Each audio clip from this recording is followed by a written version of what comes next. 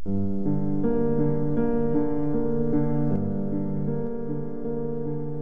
атым Айгүл, өзүмдүн нарындан болом. Сиздер менен Кудайдын мага алган ырайымы жөнүндө бөлүшкүм келет.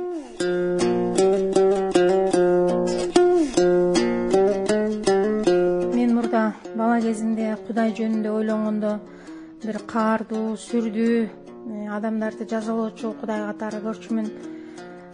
Атам айтып берген окуялардан мен аны ушунчалык сүрдүү, коркунучтуу деп элестетчүмүн.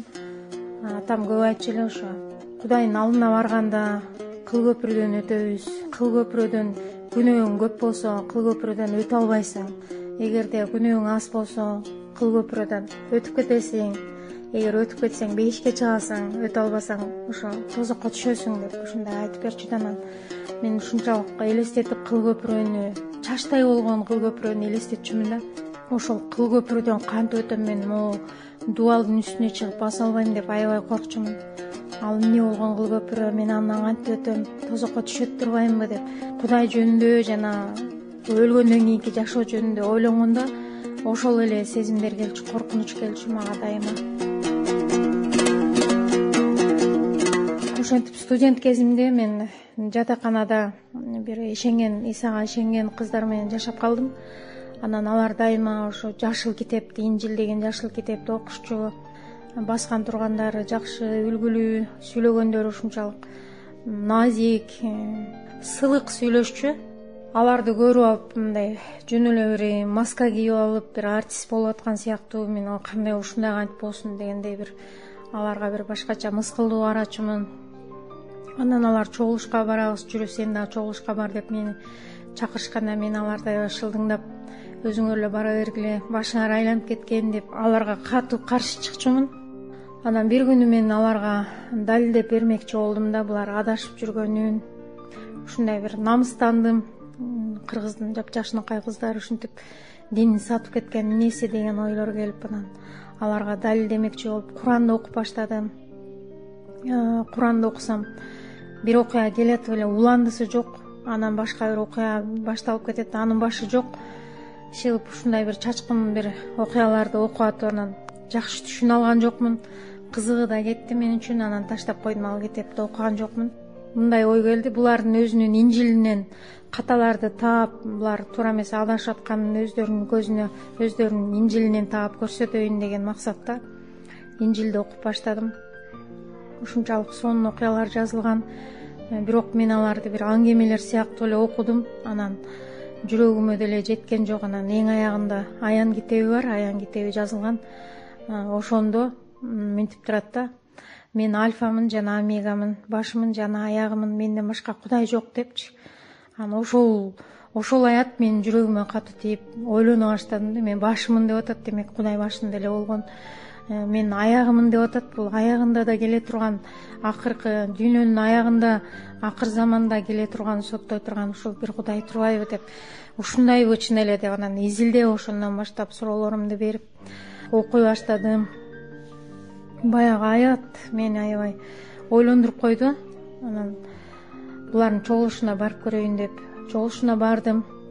Ушунчалык сонун, таза, жарык жер. Мен андай жерди көргөн эмесмин. Бир башкача сезим да, башкача сезим. Мен аны сөз менен түшүндүрүп айтып бере албайм. Өзүмдү ушунчалык күнөөкөр сезип, өзүмдү бир басынтып, адамдардын жүзүнө тике карай албай бир башкача болдум. Анан кирсем, адамдар ушунчалык жарык, периштелердей жарык да жүздөрү. Кудайга кантипдей эле өздөрүнүн тилдерине сыйынып атышат, Кудайым деп элечи.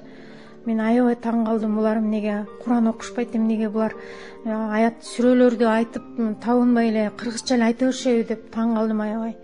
Анан ошентип атсам эле мени алдына чакырып калышты. Жаңы келгендер, суроолоруңар болсо жооп алсаңар болот деп. Анан кирип, ал бөлмөсүнө кирсем, мен менен кошодо бир 20дай киши кирди.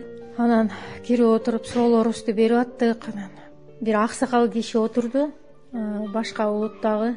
Ал болсо кыргызча эле суроо бергендерге кыргызча жооп берип атты. Мен аябай таң калдым. Булардын башын айландырыш үчүн бул тилди да үйрөнүп алган турбайбы деп анан отурам. Анан мага кезек келди. Суроолорумду берсем, ушунчалык ынанымдуу жооп берип коет. Мен ичимен ооба, макул дегенден башка эчтеке айта албай эле туруп калып аттым да. Анан бирок баары бир деле намыс бар, баары бир деле булар башын айлантып атат деген нерседе туруп суроолорумду айта бердим. Ошон сайын ынанымдуу жоопторду ала бердим. Ошентип менин изденүүм башталды. Анан бир күнү Кудайдын алдында мен өзүмдү ушунчалык жиркеничтүү, күнөөкөр экенимди, адам атадан бери келаткан күнөө менин канымда да бар экендигин, мен да адам атанын тукуму болгондуктан мен да күнөөкөр экенимди көрдүм.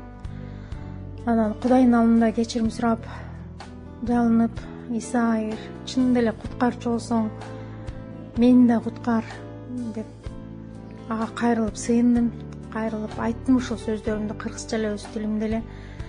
Ошондо бир жүрөгүмө бир ушунчалык боштондук келди, бир ушунчалык бир сөз менен айтып түшүндүрө албайм, бир кубаныч алдым. Ошондон баштап мен дүйнөгө болгон көз карашым өзгөрдү да. Эмне кара, эмне ак, эмне туура эмес. Биз көрсө адамдар ошо күнүмдүк жашообуз үчүн эле жашай берет экенбиз. Биз күнүмдүгүбүздү эле ойлоп жашай берет экенбиз. Көрсө түбөлүктүү жашоо ар турбайбы?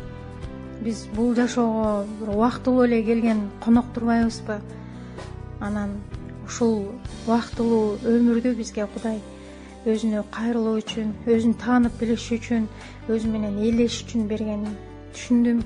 Ошондон берки жашоом Кудай менен, дайыма Кудайга сыйынып, Кудайдан кубаныч алып, Кудайдан тынчтык алып, Кудайдан сооронуч алып, Кудайдын жетеги менен жашап келатам. Дүйнөдөгү эң бактылуу адаммын деп айтам. Анткени жүрөгүмдө чындык бар, жүрөгүмдө Кудайдын сүйүүсү бар. Дайыма Кудай мен үчүн кам көрүп келет. Мен үчүн ал түбөлүк өмүрдү берген. Мен үчүн Теңирим Иса өзүнүн өмүрүн курмандыкка чалып, мен ошол адам атадан берки келаткан күнөөнүн туткунунан мени куткарып алган жалгыз Теңирим Иса. Мен ага ишенем.